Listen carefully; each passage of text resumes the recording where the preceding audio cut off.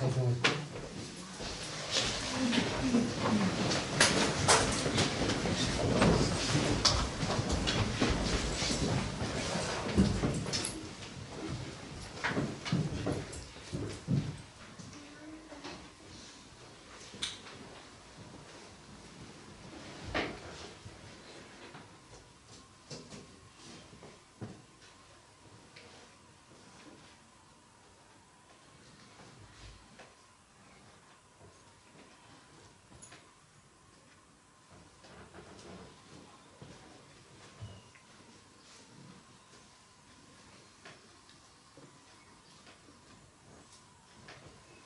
Amen.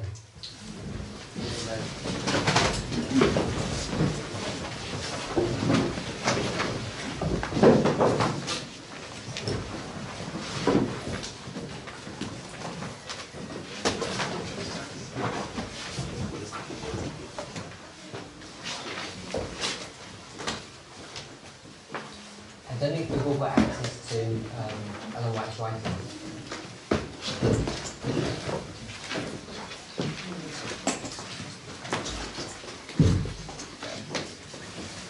Does anybody not have access?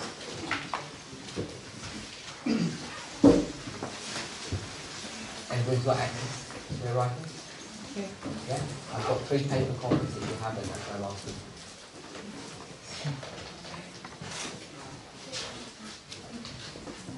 But one more if somebody needs.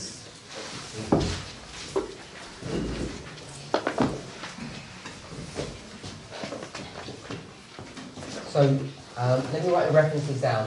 You can make a note of them. Testimonies to Ministers,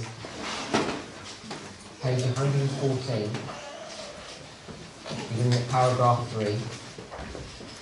Review and Herald, October 13, 1904, paragraph 3 and onwards. Then 10 manuscript releases, page 314, paragraph 2. The last one is Review and Herald, November 22nd, 1892, paragraph 7.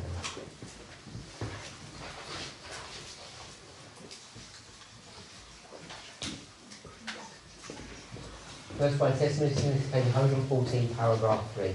Most of these are passages that we're all familiar with, that we all understand relatively well.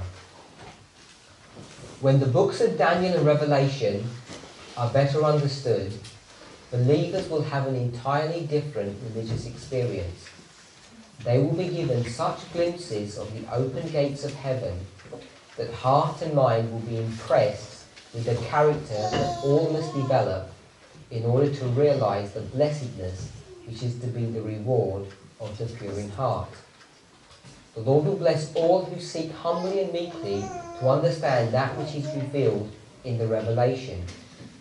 This book contains so much that is large with immortality and full of glory that all who read and search it earnestly receive the blessing to those that hear the words of this prophecy and keep those things which are written therein.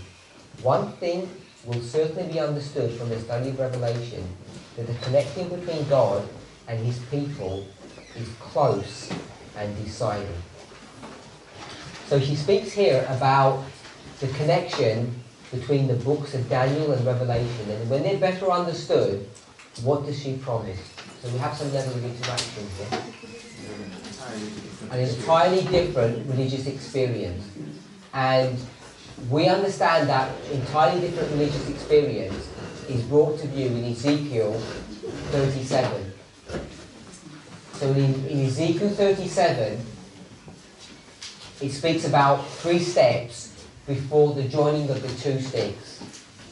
So the first step is a prophesying where the dry bones are in a valley. Then the second step is a prophesying to the 4 winds. And the third step is his coming out of the graves in preparation of the 2 sticks being joined together. So this altogether different religious experience is taking dry bones and turning them into living beings who will eventually become an army. Do we agree with that? Is that okay? So what produces this entirely different religious experience? Something in the books of Daniel and Revelation needs to be better understood. And what begins this better understanding? If we're going to connect the thought and idea of Ezekiel 37. So in Ezekiel 37 you have dry bones, and these dry bones have an understanding of Daniel and Revelation. Do we agree with that? Yeah? But now they need to have a better understanding of Daniel and Revelation, which is going to turn dry bones into human beings. And what is the information that does that? It's a prophecy, but which prophecy? Daniel 11, verse 40, part B. Daniel 11:40 part B is what?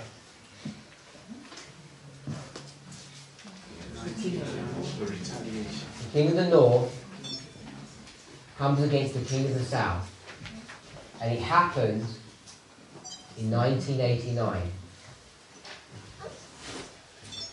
And it's an understanding of this, which is the beginning of the last 6 verses, 40 to 45, that does what?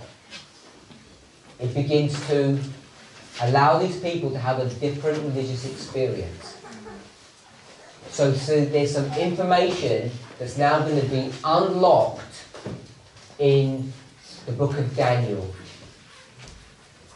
Now, we know that 11 part B is this history, and 11 part A, 40 part A I should say, is what history? 1798. And it says in the first part of the verse, at the time of the end. Yes? Yes. Talks about the time of the end. So this is the time of the end. Let's go to Daniel chapter 12.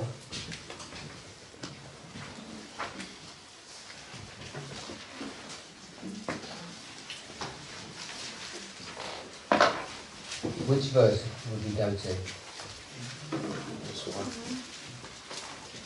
So, I won't ask you the question because you don't know what I'm thinking. Let's go to verse 8. So, in Daniel chapter 12, verse 8, it begins, and I heard, but I understood not. Then said I, O my Lord, what shall be the end of these things? And he said, Go thy way, Daniel, for the words are closed up and sealed till the time of the end. So, whatever information that's being given to Daniel here, he's not allowed to explain or write it down or to even understand it. And all of this information is going to be sealed or closed till the time of the end. Then it says in verse 10, Many shall be purified and made white and tried. But the wicked shall do wickedly, and none of the wicked shall understand, but the wise shall understand. So, this information that's been sealed up is now going to be unsealed at the time of the end. You okay with that? Yes. And the time of the end, if you go back, is brought to view in Daniel 11 verse 40. At the time of the end, shall the king of the south push at him. So in this one, first part of the verse, it's the king of the south is pushing against the king of the north. So there's some information that's going to be unsealed about this history that's now going to be able to be explained and understood, that is going to trigger off all of this information. And how is this information unsealed? What produces the unsealing of this information? And where is this all coming from? This increase of knowledge, where is it coming from? Daniel. It's not coming from the book of Daniel. The unsealing of... Which book got sealed? Daniel got sealed, so now Daniel has to be unsealed. And the book that unseals Daniel is the Revelation. So the unsealing is revelation.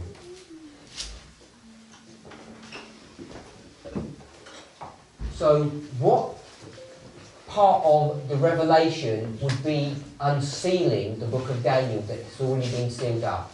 So we have a clue in verse 10. And we don't have time to go to all the passages to verify this, but most of us are familiar. We read verses 8, 9 and 10. It says, I'll read verse 9 again.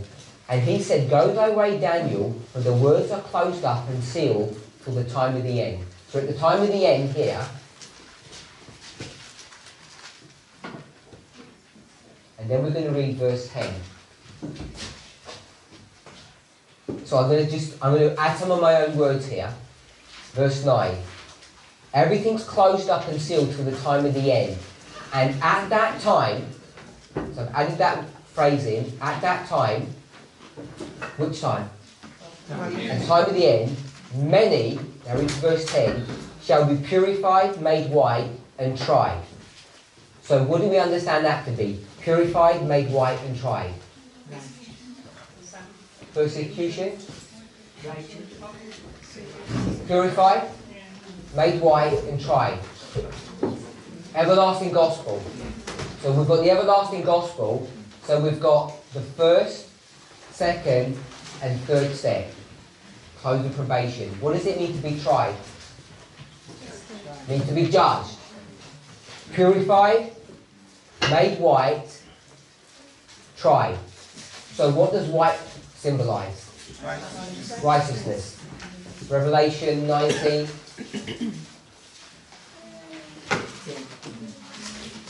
You know the verse?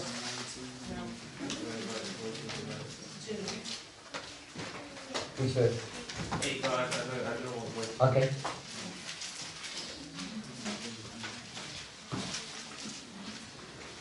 Verse 8. You there? Did you read that first? I'll read it for the camera. And to her was granted that she should be arrayed in fine linen, clean and white, for the fine linen is the righteousness of the saints. Yeah?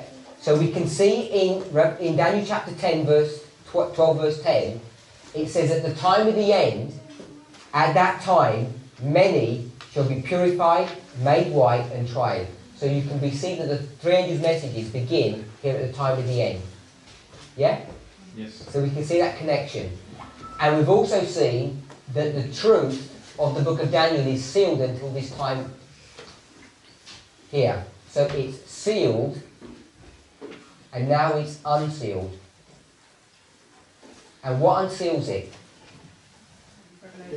The book of Revelation. So it's the book of Revelation that's going to unseal the book of Daniel that's been closed. And you've got the clue in verse 10 where to look in Revelation, because it's connected to the everlasting gospel, the first, second and third step. Can we see that? So where would we look in Revelation to see how we would unlock the book of Daniel? 19. Will we see the everlasting gospel in chapter 19? Chapter 14. Chapter 14 is the everlasting gospel. Yes? Verses 6, 7, 8, and 9, 11. So it's the book of Revelation, chapter 14, that's going to unseal the book of Daniel. And it happens when the time of the end comes. So Revelation 14 is going to unseal the book of Daniel. All the information that you need to understand that's been locked up. Do you agree with that? This is just a confirmation of what you've written before, or you wrote before Sabbath school.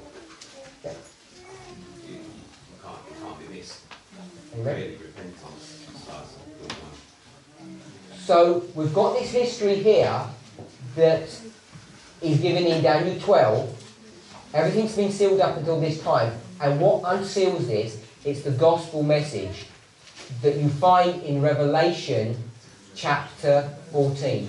And Ellen White's going to confirm this because she says that the language that's being used for the gospel message there, fear God, give him glory, for the hour of his judgment has come, she says is a prediction of what? It's a prediction of the second coming.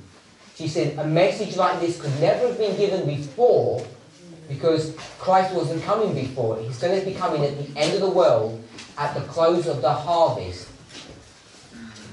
So at the close of the harvest, when Christ returns, then there has to be a message that's given to the world. And the message comes here in 1798 that says, fear God, give him glory, for the hour of his judgment has come. And it's that truth that begins to unseal the book of Daniel. And in Millerite history, what's getting unsealed? Time. Daniel 8, verse 14. So, the thing that seals Daniel 8:14 is Revelation 14. And it's this truth here that gives you the ability to understand what's going on in this history here of Daniel chapter 8. Are we okay with that? Any questions on that? Because people are looking, I can see expressions of confusion or consternation. So the thing that was sealed up was Daniel 8:14. Okay? Only specific part of that, it was in relation to what? Time. Into relation to time. And what actually gets sealed up in relation to time is not what 2300 means. That was only a later argument that people started using silly arguments about what 2300. Everybody knew it was day for a year. They didn't have the start date. It's a start date that's going to be unsealed. The commencement of the chain of truth. So what's going to give you all of this information that's going to now be unsealed? It's not going to be found in the book of Daniel. It's going to be found in the book of Revelation, because it's the Revelation that unseals the book of Daniel. And because it's the everlasting gospel here that's being brought to view with respect to the sealing, Daniel 12 verse 10, it gives you the clue where to look in the book of Revelation to find where the information is now going to be unsealed. Revelation 14. You said sealed, that's right. Oh, did I say sealed? It unseals. Revelation 14 unseals Revelation 8. Daniel 8. Daniel 8. So the clue is the three. So the clue is the three steps, 1, 2, 3, in verse 10. It gives you the connecting link, the line upon line, to go from the sealing, Daniel 12, to the unsealing, Revelation 14. You need to acknowledge that those are the links. So, Yes, there's a lot of things that you need to acknowledge to be able to do that. So this is how an understanding of the books of Daniel and Revelation give you an altogether different religious experience, because that's what the Millerites had. They'd gone to a sealed book. Now they needed a better understanding of the book of Daniel, but they can't have it. Why? Because it's sealed. And so there has to be some unsealing, and the unsealing is now going to take them to Revelation 14. When they begin to understand that, then it unseals Daniel 8:14, which is what was sealed. So let's read the next statement. This is Review and Herald, October 13, 1904. So if you turn in there, if this was Millerite history, now we're going to come to our history. Revelation 14 was fulfilled in Millerite history. Would we agree with that? Yes. Yeah? And we're now at the time of the end in our history. So here we are, time of the end. And if we're going to take this as a parallel thought, what's happening before the time of the end in our history? This is 1989, remember? There's something sealed. There's something sealed. The book of Daniel has been sealed. So now there has to be an unsealing.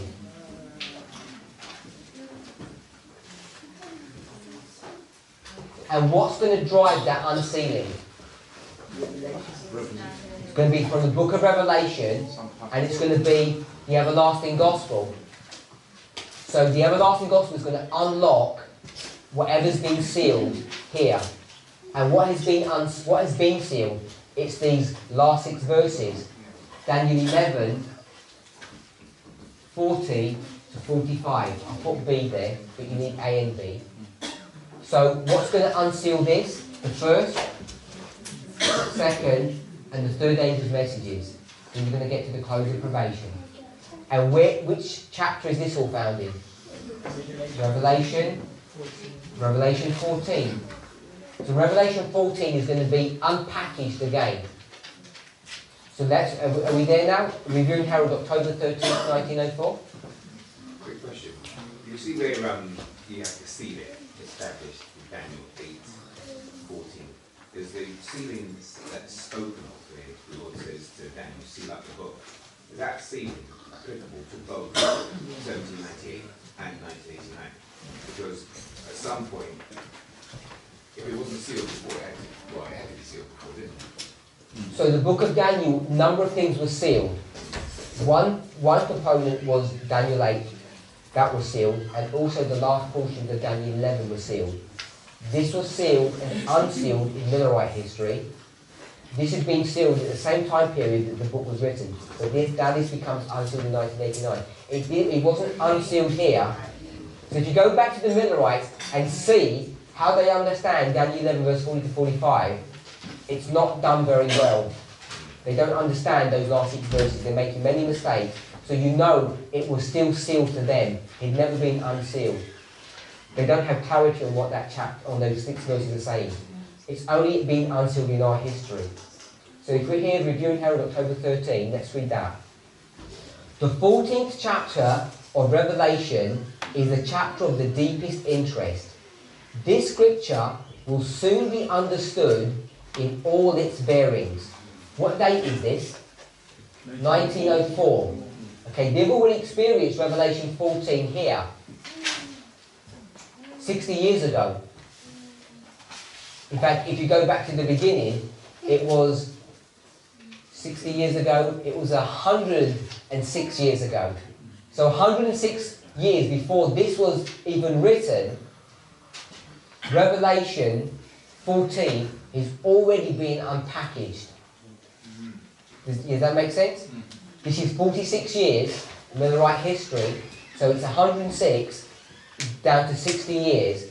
It's Revelation 14 has already been understood, because Revelation 14 is going to do what for you? Unseal the book of Daniel.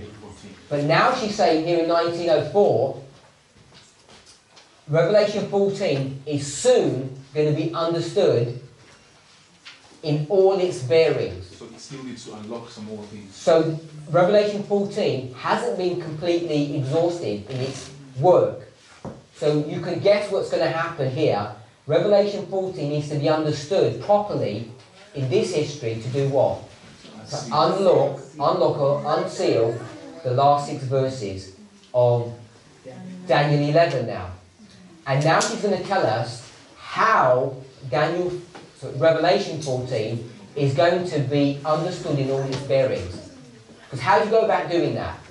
We've gone from 1844 all the way through Adventist history, and we thought we understood Revelation 14. And she's apparently saying, you haven't. From 1844 to 1904, it's 60 years, and they still haven't understood Revelation 14 properly in all of its bearings. So it still has some work to go. So, does that make sense? Yes, it does. But the sealing of both the last 6 verses in Daniel 8:14 is pronounced in Daniel 12. So that same seal applies to both. Yes. Periods. Okay. It wasn't unsealed at some time and then resealed. Yeah. It was sealed when Daniel was written. The unsealing of Daniel 8 happened here. So there's a progressive unsealing, and then it was further unsealed, Daniel 11. The 14th chapter of Revelation is a chapter of deepest interest. This scripture will soon be understood in all its bearings, and the messages given to John the Revelator will be repeated with distinct utterance. So, what was the messages that were given to John?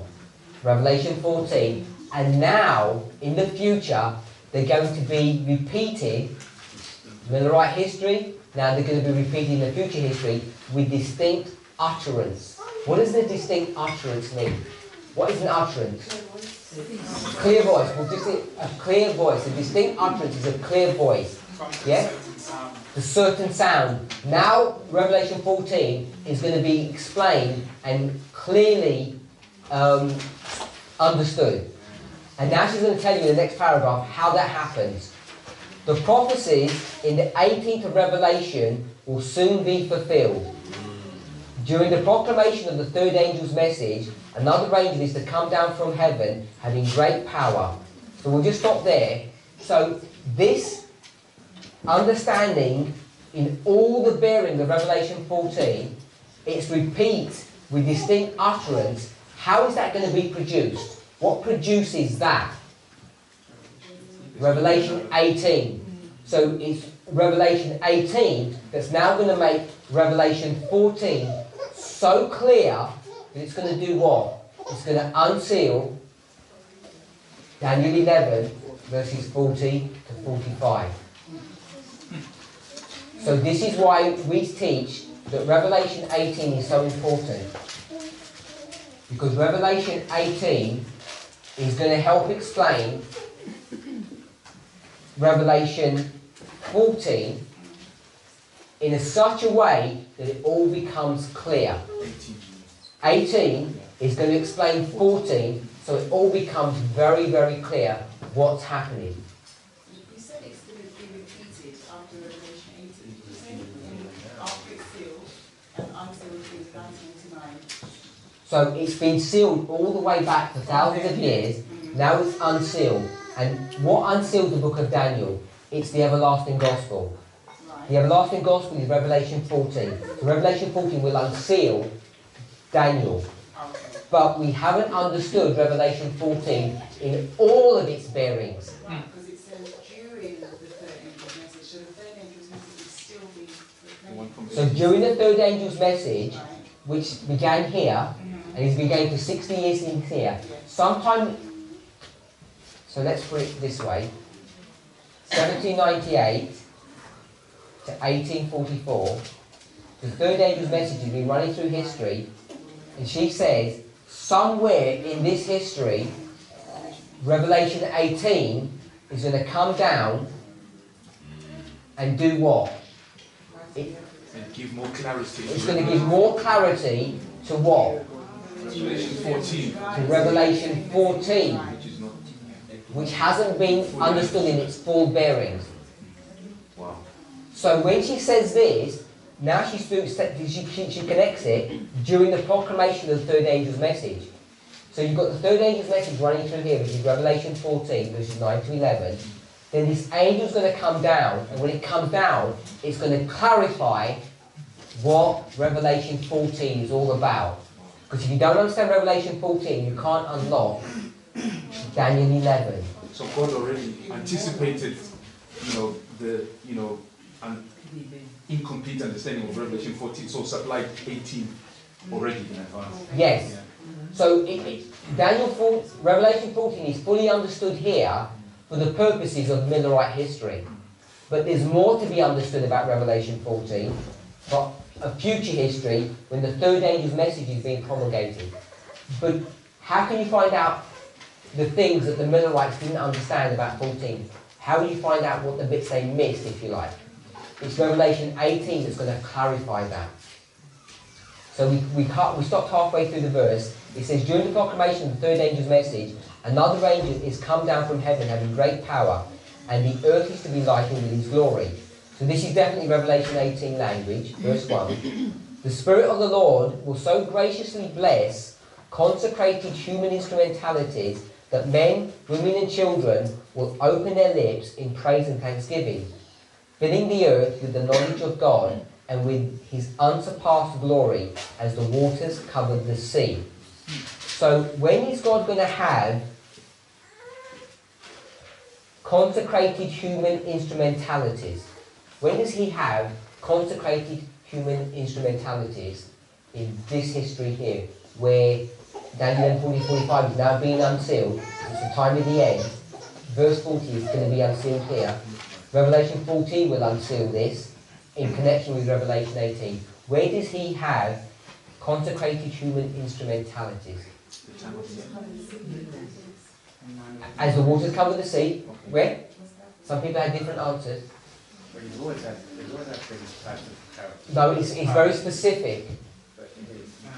I think it's from 9/11. Why 9/11? That in Revelation 18 it tells us that from that point onwards that we see the whole earth is lighted with His glory.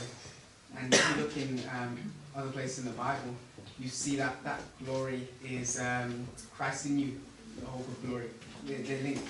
So for Christ to be in us, we must be righteous. Okay, so it says,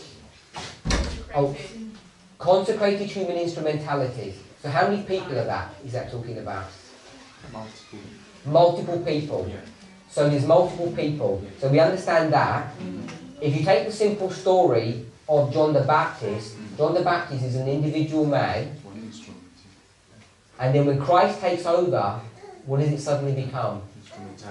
Instrumentalities. It becomes multiple people. At the very beginning, he picks up 5 disciples, almost instantaneous, straight away. So it becomes from a singular man to an instrumentality. So you know it's not the time of the end that it's dealing with. It's dealing with a further history, and it says consecrated. So where are you consecrated? What does consecration mean? Set apart. Set apart for holy use. So this is sanctification. Yeah, and sanctification we saw is 9/11. So here it's at 9/11. So let's read that bit again. It says, prophecies of the 18 of Revelation will soon be fulfilled through the proclamation of the third angel's message. And it says, another angel is going to come down and the earth will be lighted with his glory. The Spirit of the Lord will so graciously bless consecrated human instrumentalities, 9/11, that men and women and children will open lips in praise and thanksgiving. And they will fill the earth with the knowledge of God, with His unsurpassed glory, as the waters cover the sea. So this glory that's coming here, what is it? According to what we just read. Consecration. Filling the earth with the knowledge of God and with His unsurpassed glory, as the waters cover the sea. So this is, but it's knowledge. So there's some kind of knowledge that's going to happen here. And this knowledge that's going to be brought to view here is going to help us to understand Revelation 14. Does that make sense? Same as Isaiah 60, I believe. Arise, shine, for the light is come, the glory of the Lord is in thee. Good.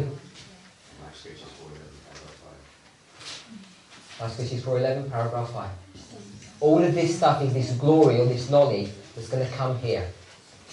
So, let me, I think I've got the passage here, but it's not in your notes.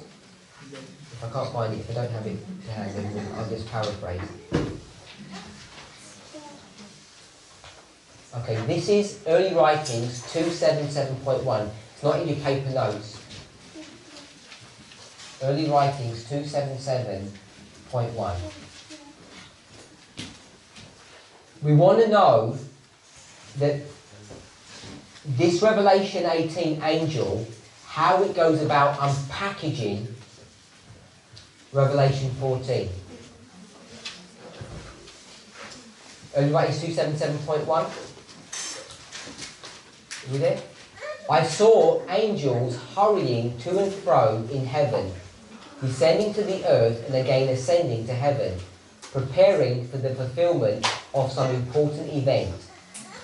Then I saw another mighty angel commissioned to descend to the earth, to unite his voice with the third angel. So if we just stop there, so can we see it's talking about this event here? The third angel is running through history. It says, I then saw another mighty angel commissioned to descend to the earth, to unite his voice with the third angel. So there's this angel that's come down from heaven, he's going to unite his voice. And then she says, and give power and force to his message. So this is the empowerment of the third angel's message. You agree with that? So there's this angel that comes down and is going to give power. And we just read in the Review and Herald that it's this angel of Revelation 18. So we're connecting those thoughts together. This mighty angel of early writings is the angel of Revelation 18. Yes. From the Review and Herald. We've made that connection. You agree with that? great power and glory were imparted to the angel. So it says great power and glory were imparted. Which angel is this one? The third. Great powers into As he descended to the earth. 18. It's the 18th angel. 18. Okay, it's that angel. He's got great glory and great power and glory were given to him. Okay. To impart something is to give it to him. Okay. So the Godhead Jesus, however we want to understand that, gives great power and glory to this angel. So when he comes down, he's going to do what? He's going to lighten the whole earth. And as he descended, the earth was lighted with his glory. The light which attended this angel, and what is the light that we just said? His glory is this knowledge, this new information that he's going to bring down. What is this information that he's going to give to us? In the context of what we understand. It's going to be the explanation or the further development of Revelation 14. He's going to explain Revelation 14 for us at the end of the world. So now we can go back into Daniel 11 verse 40 to 45 and understand what's going on there. This will be unsealed as this angel comes down, helps to refine our understanding of Revelation 14 so we can unseal the book of Daniel. So from an early stage, even before we go any further, rejecting that Revelation 18 message already puts you out of any race of understanding what is going to be happening with the three angels' messages. Yep. You can't understand the everlasting gospel if you reject this angel. You can't understand it. If you can't understand that, then you can't understand verses 40 to 45. If you don't understand 40 to 45, 12:1 says, at that time. So you're already stuck. You're in big problems. The light which attended this angel penetrated everywhere. So the penetration of the light everywhere, it says in the Review Herald article, filling the earth with the knowledge of God and with his unsurpassed glory as the waters covered the sea. The waters covered the sea, the light penetrated everywhere.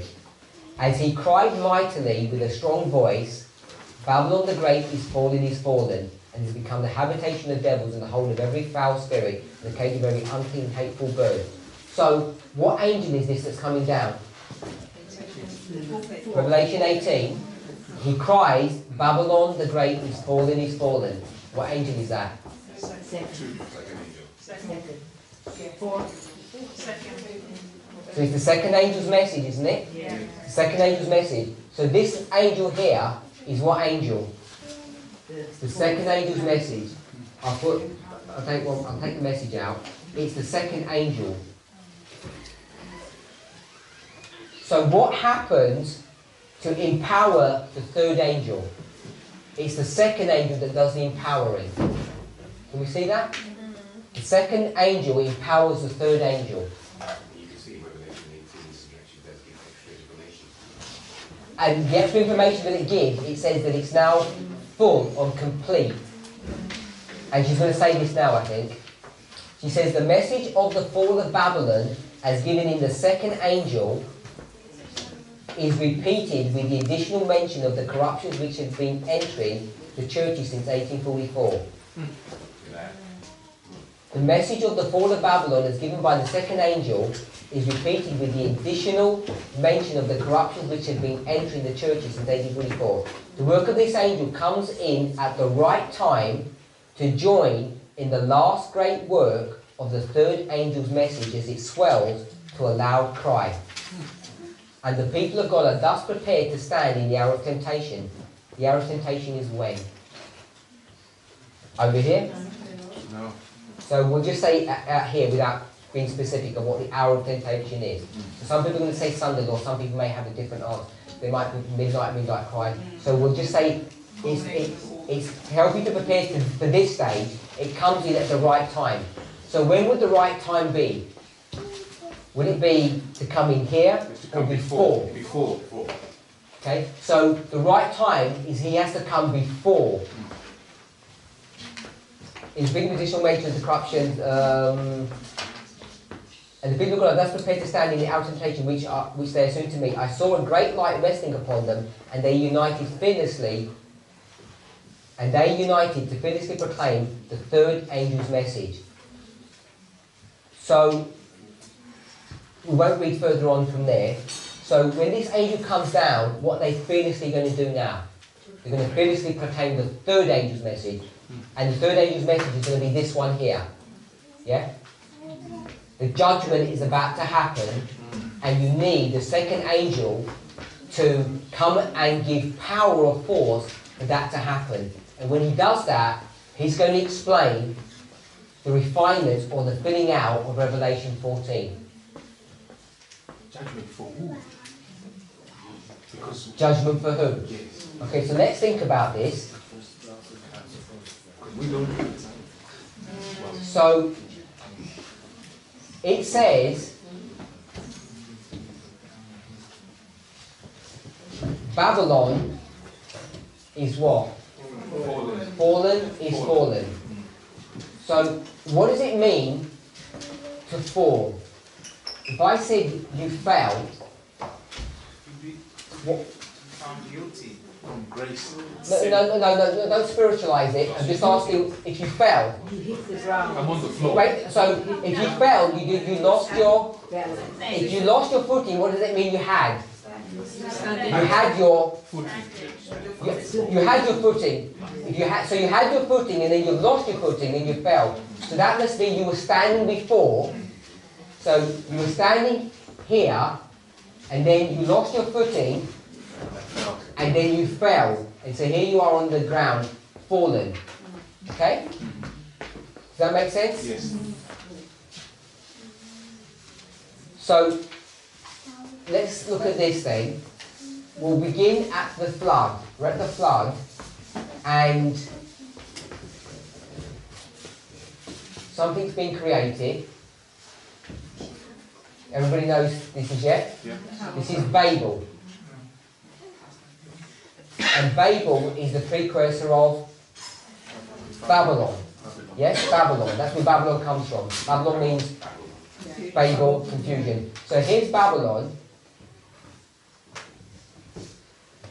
And this construction, I live in the city and the state, but the main thing that's being constructed is they want to get everybody together. Yeah?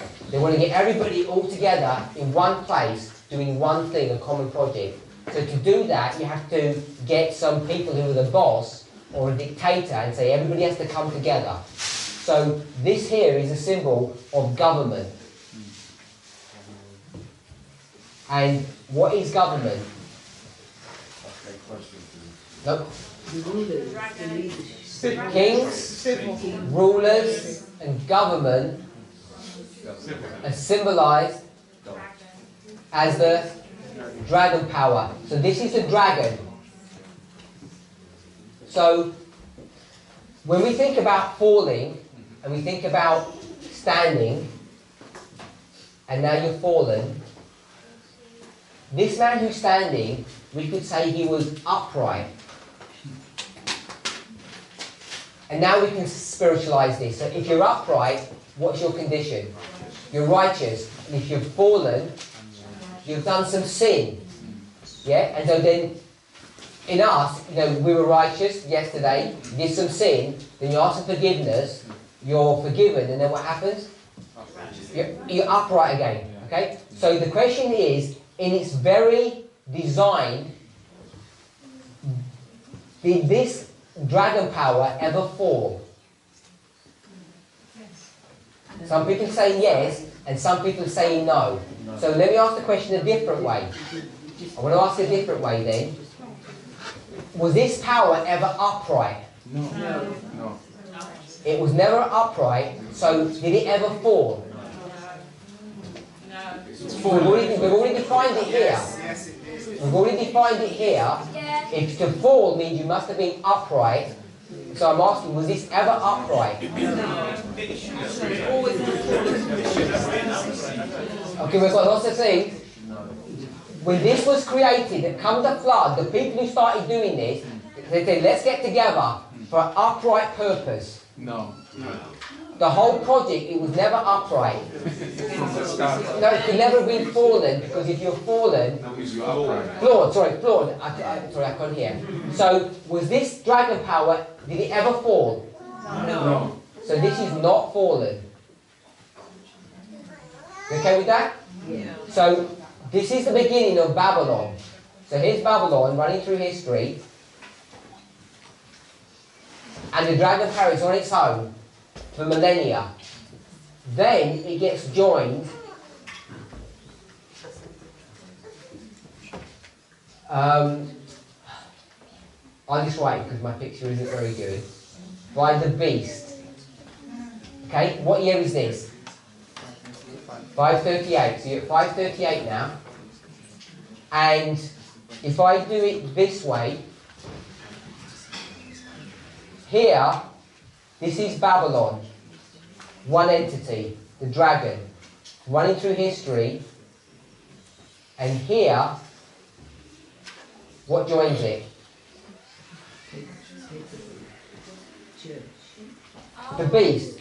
Who's the beast? This is the papacy. So I've got dragon here, I've got to put the beast here, and it's the papacy. We okay with that?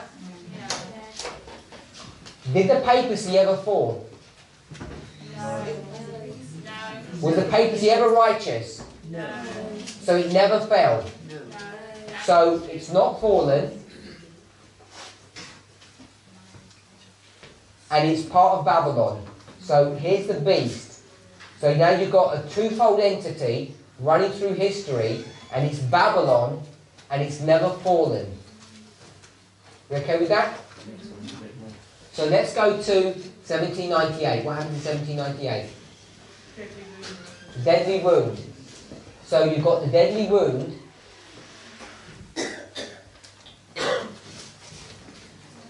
And this church here is what church? Thyatira, someone say? Thyatira? Yeah? This is Thyatira, number 4. And this church is what? This is Sardis, number 5. We okay with that? And Sardis means to come out. And this is Babylon. How do you know this is Babylon? Which book? Revelation? 13. Chapter? 14. 17, verse 5. Upon her forehead she had the title, Mystery Babylon, Mother of Harlots. Okay? So this is Babylon, and Sardis means to come out of Babylon. Or come out. And they're going to come out of Babylon. Who's coming out of Babylon? The apostate. Which Protestants? This is the Pilgrim Fathers that are going to come out. And where are they going to flee to? The earth opened its mouth and swallowed the flood. Revelation 12. So now Sardis is what church? Philadelphia. It's Sardis. It's Protestant. Which one? Protestant America, specifically. Because what is Protestant Europe doing? They're harlots, aren't they? Revelation 17:5. Mystery Babylon, the mother of harlot. Our harlots are her daughters. She's the mother church, she's got daughters. All the Protestant churches have gone back to the mother. Yeah, because she gave birth to Protestantism. In the 16th century, she gave birth to the Protestant, her daughters, and they're all these wild, unruly girls, and then eventually she brings them all back home. But what is her home? What goes on in her home? She's a mother of harlots. She's doing fornication. So they all become harlots. They all become prostitutes because that home is a... I don't have to say the word, but we all understand that, hopefully. Yeah, okay? So we understand that. They all come home. So they're all harlots here. One of them escapes. Protestant America. You okay with that? Is this group good or bad? Good. Good. Here. It's good. Is this group good or bad? Bad. Everybody, the mother and the daughters. Yeah? Are we okay with that? They weren't in 513. The mother was on her own. She gave birth in the 16th century. Yeah? The mother is here, and who's she going to marry? Dragon. The dragon power. They marry here. Kings, rulers, and governors. They marry, and then they have children. They have all these children, or all these papal churches, who are good, and then they end up coming back one by one back to the mother. And what makes you a harlot? Now, what makes you a harlot? Joining with Church and state. When you start going to the state to enforce your dogmas and make people obey you with a stick, you become a harlot. And why are these people good? They refuse what? They refuse church and state. They refuse to do church and state because this power has got how many horns? 2. And what's in between them? A big, thick wall. Separation of church and state. And these institutions are so strong, it takes an awful lot of effort to break down this power. So the mother wants to do what? She wants her daughter back. And so here we are in 1844. What month? April the 19th. Second angel's message arrives. And it says what? It says what? Babylon is fallen, is fallen. Okay. Were these people standing here? They were standing. And what have they suddenly done here? They've fallen. So the identification here is talking about what group of people? Protestant America. Protestant America. Someone who was on God's side, who has now switched sides. And that was never identified in these two groups. So now these are running through history. And what have you got here?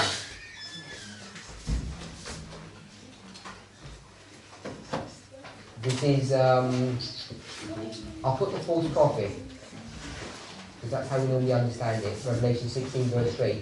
The threefold union is already here. So the two are joined by the fallen. So what marks Revelation 14 verse 8 is what?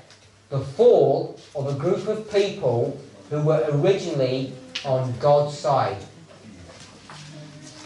Yep?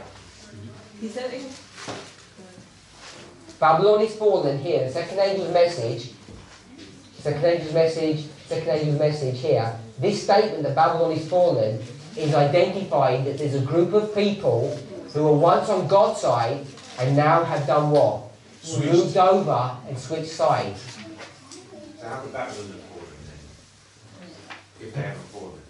Because now this statement here It's not righteous. is now using code word symbology to identify the fall of this last people. It's talking about Babylon is complete at one level, but it's not talking about the fall. If you take the word falling, because to fall you have to have been righteous before, and these groups are never righteous. It's identifying a specific group of people at a specific history that's now. And this information here helped unlock the Millerite history, the Millerite reform movement. Because once they got rid of all of these Protestant churches out of their midst in April, and this second angel has arrived, it's now going to bring light and power. And what does it start doing? It's the engine behind the empowerment of the second, which is the Midnight Cry movement, which takes us to the third. So this angel, when it comes down, it's the one that empowers the movement to understand when the judgment's going to happen in 1844. Because the empowerment of the first angel, I haven't got it, I've rubbed it out. The empowerment of the first doesn't give you the date, doesn't give you when the third angel message is going to arrive. It's the second, and its empowerment does all of that. So the second angel begins to do a number of things. It marks the falling away of God's people. It marks the empowerment of the message that's now going to give you time of when Christ is about to return. He's going to cleanse the sanctuary, Daniel 8:14. It's the second angel that begins to do that work. And it also marks the beginning of the church triumphant in that history. Because now you've got a separation that's gone on. So is the separation coming together from that point, and from that point till now, it hasn't fully been completely separated? I'm actually just getting that history and just isolating that on its own and see how it impacts us in our history. Have I answered your question? Kind of, but was it separated then? Was church and state separated then, or had it come together for it to... Oh no, it was still fully separated because, not fully separated, it was still separated to a level. What gets taken out is this horn becomes part of Babylon, the Protestant horn. And this is a horn of republicanism. And what we're going to see is, as we come into our history, how it gets fully brought down the whole thing. But I want to mark here that the second angel's message, we just said, did three things. What's the three things that it did? The fall of Protestantism. Okay, so it marks, I call the separation or the fall of the Protestant churches. What else did it do? It tells you Time. It tells you when Daniel 8:14 is going to happen. So it opens up Daniel 8:14. We know that the empowerment needs to happen for that, but Daniel 8:14 is now going to be understood and explained with this message. And we said one more. Marks the beginning of The beginning of the church triumphant.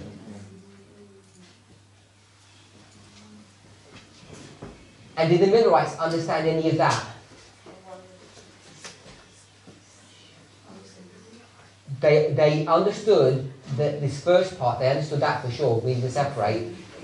But when it came down, they didn't understand that it was going to give them the dates, and they didn't understand that they were now the church triumphant. So they have a partial understanding, but not a complete understanding. But we do, and what's given us this complete understanding?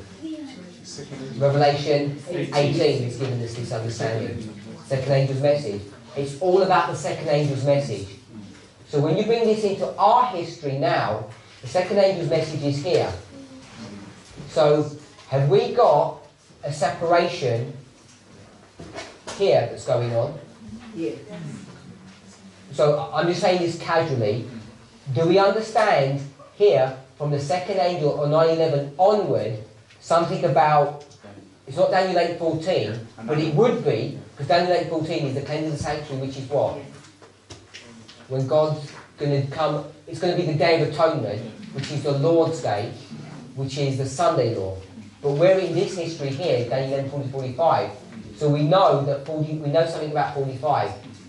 So from 9/11 we know 45. We don't know the date, but we begin to know all the events that are going to happen that's going to lead us there. All under the power of the second angel that does that.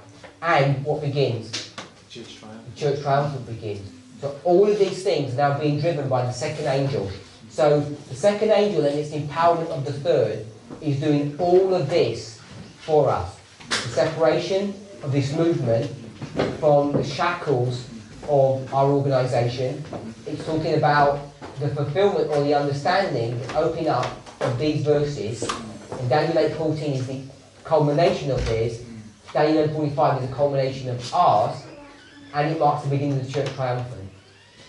So it's the second angel's message that really begins to unpackage or bring power and force to the third angel's message. Without the second angel, we don't have a message.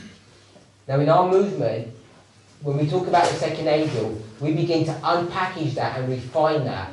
Usually what we normally talk about is fractals and other ways of looking at this issue, because then we're going to have a first, second and third. But we mustn't get confused about these things.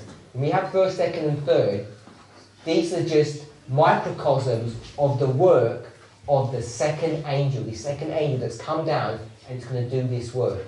It's going to be the driving force for all of this information. So, I've run out of time, and I just want to make some kind of form of conclusion. Let me just make sure there's nothing more I'm going to say here.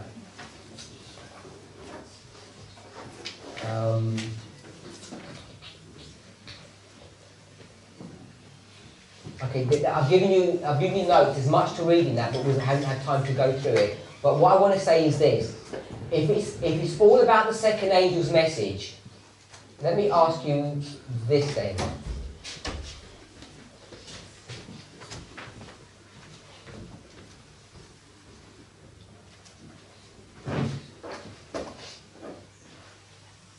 If I do this for our history, midnight to midnight cry, what would that be? What step would that be? So we'd say that would be the third step. Yeah? Where would we place the latter rain in this story? If we were thinking, I know we can say all of it is, but in a very specific way, where would we place the outpouring of the Holy Spirit or the latter rain? So most people place it here, latter rain. But where would you have to place it if all the driving force of all the power is in the second angel's message?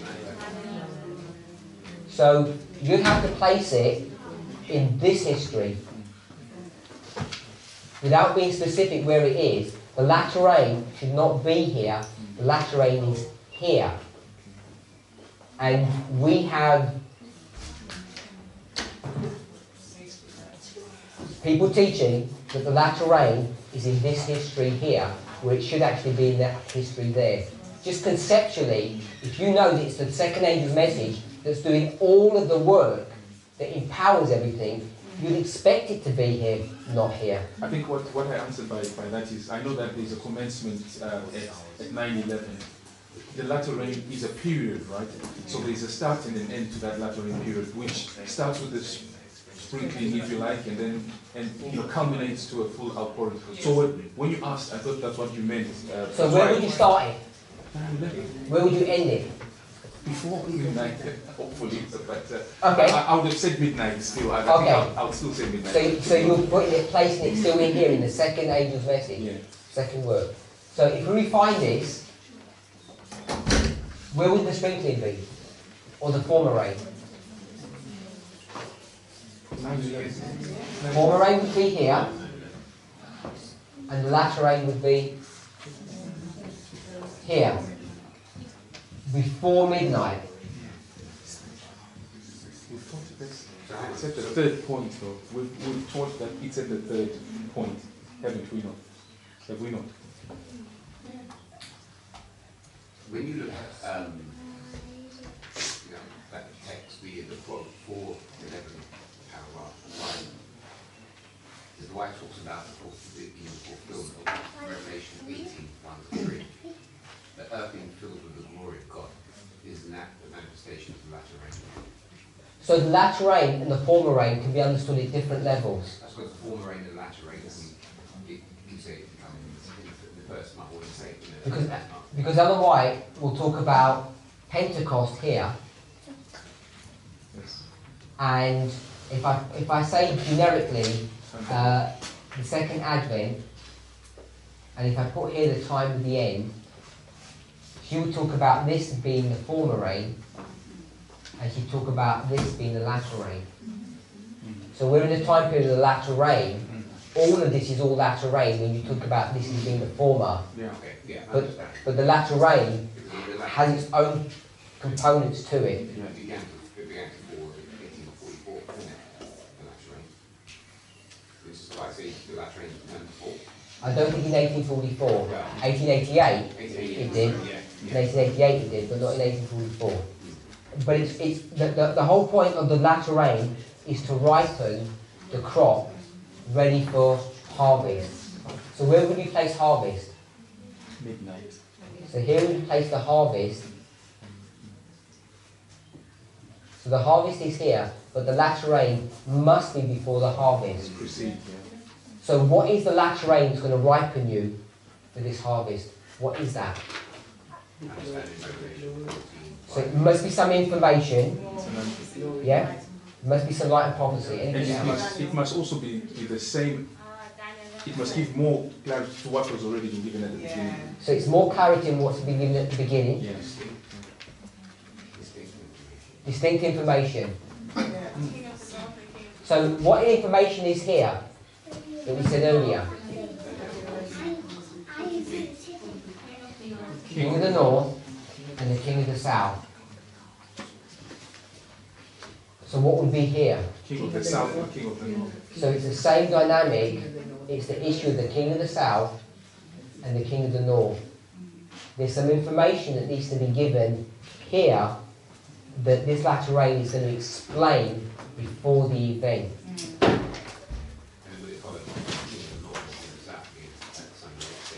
And there's going to be another one at a later stage. So we're showing, so Brother Leslie was saying there must be some marker here that's going to define the latter rain, because the former rain is going to go from 9/11 to this point. You can't have the former rain continually all the way through because it won't ripen the crop, and then you're going to have the latter rain here. And this latter rain is the message that takes you and ripens you up before the harvest here at midnight. So there must be some truth, some light that's happening in this history that just precedes midnight cry, the harvest period. And you want to understand what that is. We want to know what is it to receive the latter rain. Now, there's many passages that Ellen White uses. She says the latter rain is falling on all hearts all around. People call it fanaticism. And we've said, oh, this is the latter rain, and the people who are calling us fanatics are who? The conference structure. But if we're saying that this is the latter rain, the conference structure aren't calling us fanatics. They called us fanatics a long time ago. What is the fanaticism that we're experiencing now in our movement? Sorry? The wrong conclusion about King of the South. The wrong conclusion about the events that surround the harvest. So there are people who are saying, we think the harvest looks like this. And there are other people who say the harvest looks like this. So you've got two different viewpoints on what the harvest is. It's partly to do with where you place the latter rain, and it's partly to do with this event that's going to connect or discuss the issue of the King of the South and the King of the North. So this ripening, or this issue, is connected with the events of midnight. So, how do we know what's going to happen at midnight? Because we've made a prediction about it, haven't we? Yeah. So, there's a prediction here. And this prediction is what's marking or triggering the outpouring of the latter rain that precedes midnight. And this information is now going to ripen the harvest. We're already in that period. And we're already in this period. Why do you think that? Because we've had that information, that specific, information which has come to light in this movement, which not only marks the prediction, but which is showing what's going to be happening. So this latter rain is the light or information on Daniel 11, 40 to 45. Is it? And how do you understand Daniel 11, 40 to 45 in this history? Revelation. Because it's 1 to 39. 1 to 39 are going to help to clarify 40 to 45. And this information of 1 to 39 is giving us information about the events that happen here at midnight. Specifically, it talks about many other things as well. So it's this outpouring of the latter rain here, which is helping to explain what's going to happen at midnight. And it does what? It ripens the crop ready for the harvest. Which crops does it ripen? And it ripens both. It ripens both the wheat and the tares. And the Holy Spirit is being poured upon the field, onto the crop, and the tares would call it fanaticism. It's fanaticism to actually believe this model that's drawn here, that there's a latter rain before the harvest under the ministration of the second angel, not the third angel, and it precedes midnight, and it's to do with a message from Daniel 11 verses 1 to 39, which is the same message as Daniel 11 40 to 45. And if we try to explain that through the understanding of Matthew 13, verse 24 to 30, which is what? That's the parable of the wheat and tares. If you begin to explain this and say it's dealing with a message, what resistance do you begin to meet? That you say you can identify wheat and tares through a prophetic message, you begin to receive resistance. And what is the resistance? You can't identify the tares. Why can't you? Before the What gives you the inability to do that? Because you judge. Oh, Because you're what? Because you're not righteous, and who can read the heart of anybody or the morality of someone? No one knows the morality of another person.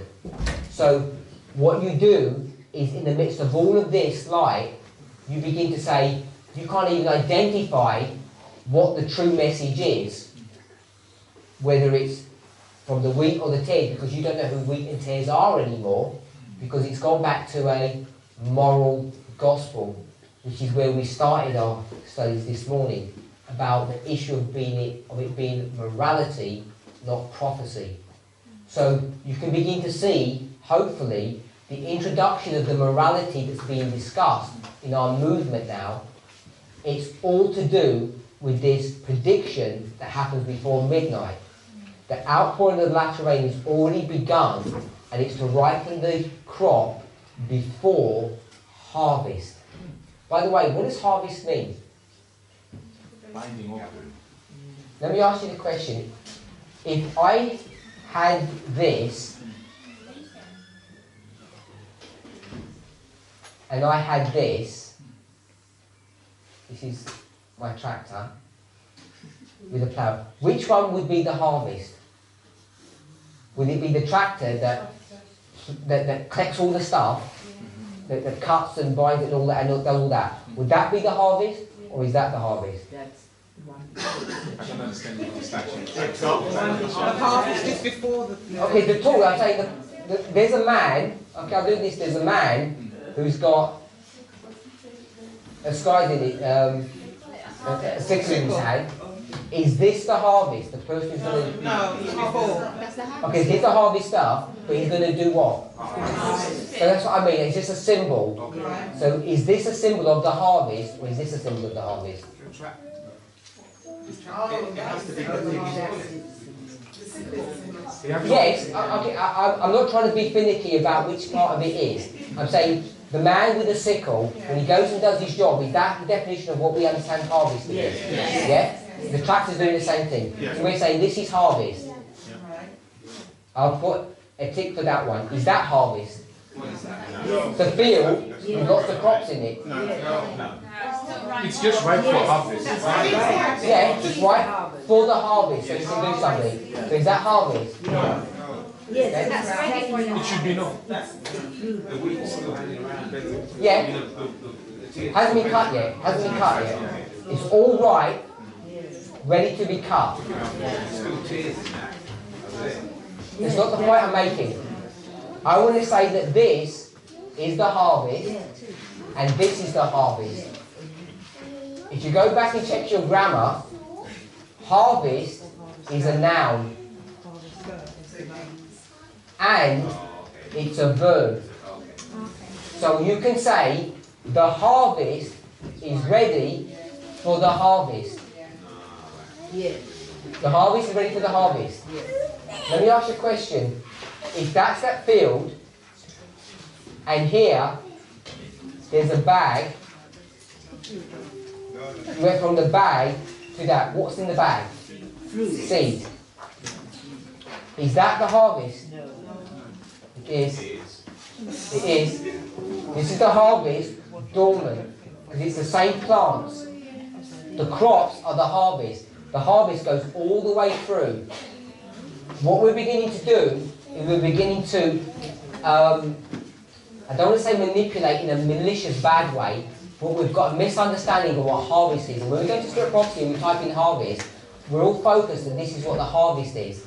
But Ellen White talks equally that this is the harvest.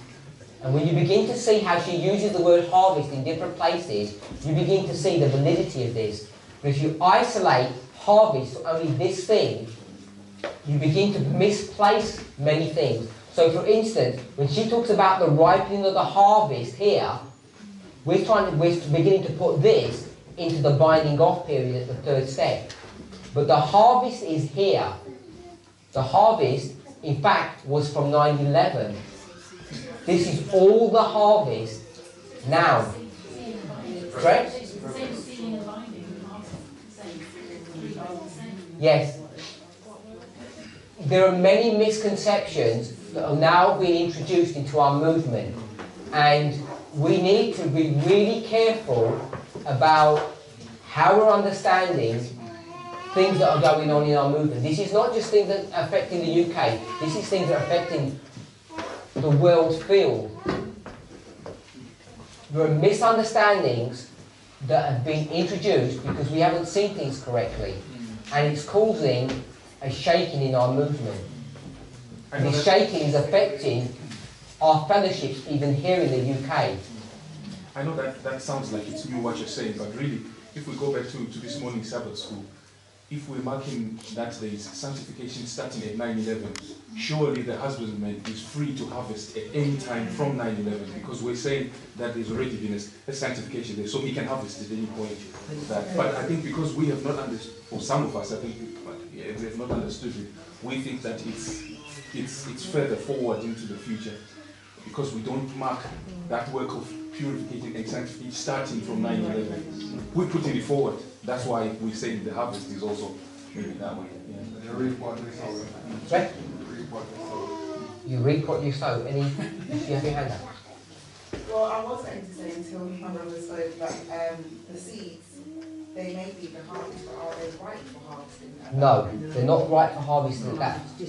But the models, there are different models that teach different things. Yeah. I think what you could take into consideration is that those seeds had to be harvested from a harvest. And unless you have that particular position of the harvest, you won't have a harvest. Does that make sense? So, again, we've run out of time, so I just want to summarise what we're saying. We didn't get through the notes, unfortunately, but we read that the books of Daniel and Revelation need to be better understood.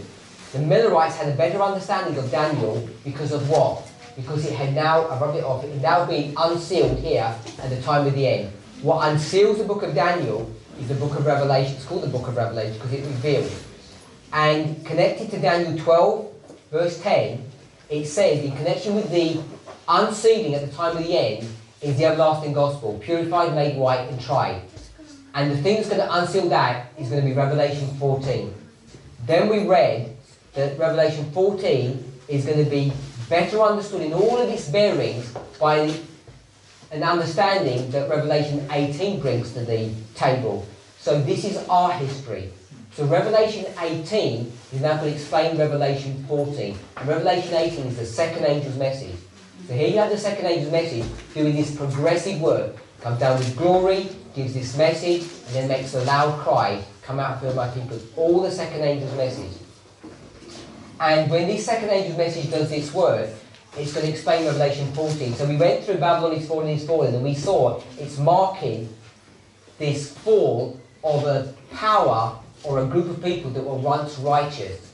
And when we take this to 9/11, we didn't finish off with the thought, but this is now the final destruction of the United States, because the Protestant horn was taken down in 1844, and now the horn of republicanism is now going to be taken down at 9/11. And it begins this process, which is almost complete now, that the whole nation is fully destroyed. But when the second angel came down, it explained much. It explained the separation. Now you're going to have two groups.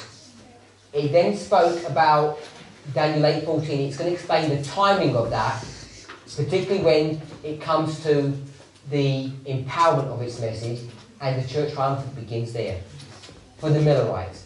And all those characteristics are all tied back to 9/11. In 9/11, there's a separation. Saul, Josiah, Ahab, the kings are all killed by the archers. There's a new priesthood that's coming up. There's a separation that's gone on. Now, Daniel 8:14, but for us, it's Daniel 11:40-45. Daniel 11:40-45 becomes clear. We now have real clarity on the Sunday law when the empowerment happens here. And it marks the beginning of the church triumphant. Church triumphant begins here at 9/11. And by the way, we've spoken about sanctification here as some individual experience. The sanctification in this prophetic model is dealing with what? Dealing with the church triumphant. The church triumphant begins to get built here, a sanctified, purified church. And it's fully complete by this stage here. And in this history here, we've put in the finishing touches to the building. The building is almost fully complete. The crop's almost ripe. And in the midst of all of that, it's talking about a prediction that's going to happen imminently. And the acceptance or rejection of this truth, whether you're thinking about Matthew 13, whether you're thinking about Daniel 11:1-39, all of these things are all coming together at the same time. So,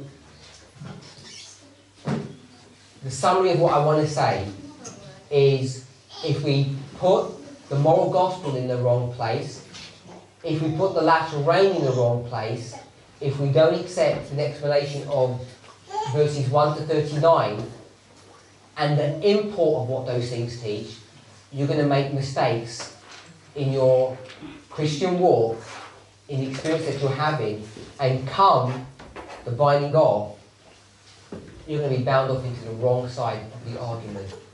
Because the separation of the wheat and tares happens at midnight, but the process of ripening them is already well underway now. If there's no questions, we'll close with prayer. No questions. No questions. We'll pray.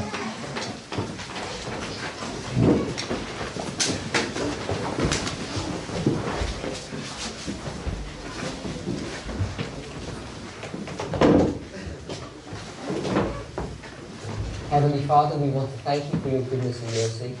We ask and pray, Lord, that you would give us wisdom, that we might understand in a clearer way the sequence of events, the implications of those events, and what they mean to us in our walk with you. Lord, we already know tremendous events are happening outside in the world. We already are aware that there's a shaking in our movement. There are different things that are being discussed, and we want to ask for wisdom. We want to ask, Lord, that you would be with us, that you would guide us, that we might individually make the right decisions and the right choices. Help us to trust firmly in the lines that you have given to us, so that we might make a correct application and be saved eternally. Please continue to guide us and bless us. Father, we also want to ask a blessing upon the food that you've given to us. Help it to nourish and strengthen us. All these things we pray in the name of Jesus. Can I just say one thing? If you could take some of the chairs as much as possible just to the side, so we can have at least 2 or 3 tables.